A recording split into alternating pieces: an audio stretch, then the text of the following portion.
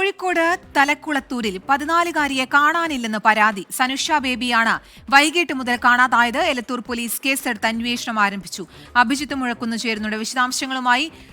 അഭിജിത്ത്, ഈ കുടുംബം പറയുന്നത് എന്താണ്? ഒപ്പം അന്വേഷണം അത് ഏത് രീതിയിലാണ്?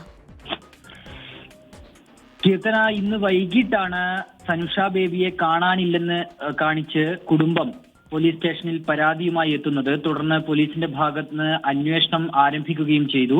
എലത്തൂർ പോലീസാണ് ഇപ്പോൾ കേസെടുത്ത് അന്വേഷണം ആരംഭിച്ചിട്ടുള്ളത്.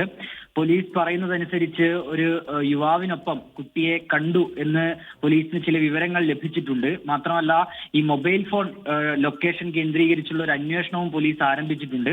വടകര ഭാഗത്താണോ കുട്ടിയുള്ളത് എന്നുള്ളൊരു സംശയമാണ് നിലവിൽ പോലീസിനുള്ളത്. ഏതായാലും എലത്തൂർ പോലീസ് നിലവിൽ അന്വേഷണം ഊർജിതമാക്കിയിട്ടുണ്ട്.